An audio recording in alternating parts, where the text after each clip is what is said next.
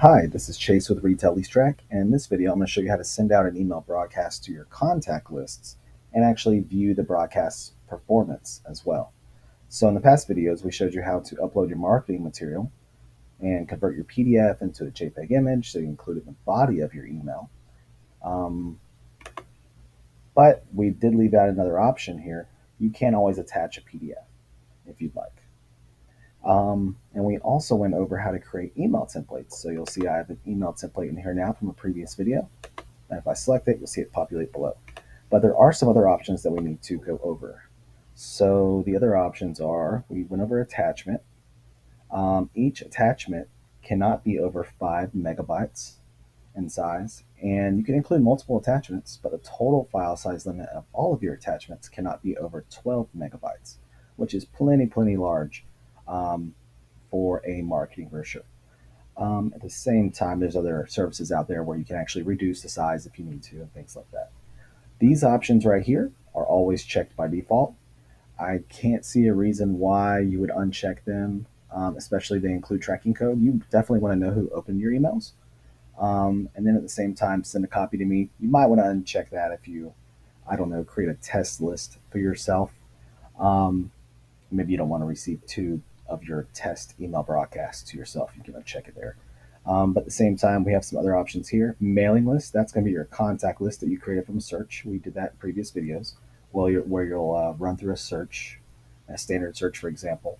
And then on the results page, you'll save that as a contact list. And you can actually select that list here.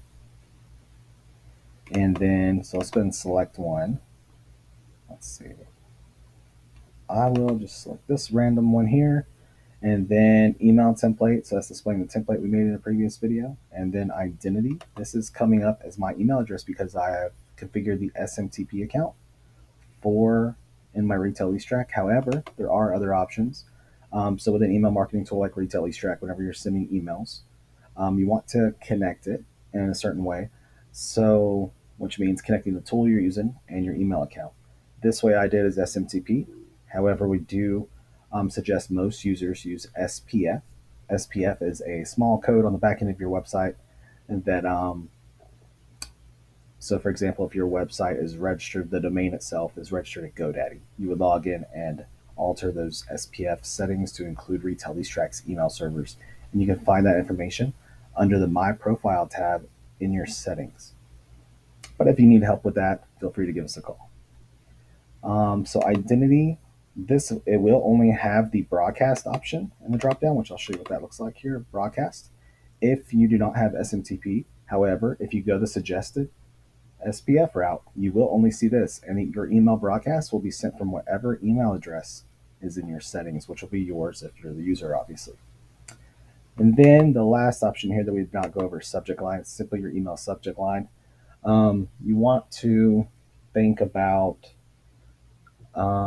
your open rate and how your follow up process is on how you design your email subject line. So if you're sending to, let's say, 500 people on a contact list, or 2,500 in this example, um, the more specific you are in an email subject line, you will have less people open it. But those people are opening it for a specific reason.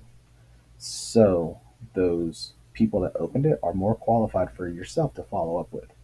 That's one option, especially if you don't have an assistant doing it and you're doing the follow up. However, if you have someone else that does all your follow up for you, you may want to go the route of having a broad subject line.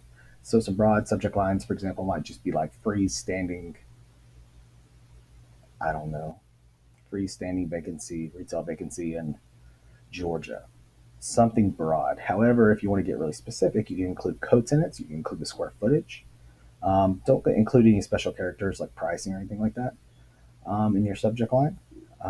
Pretty much all special characters like that, like dollar signs, anything like that, stars, um, keep out of your email subject line.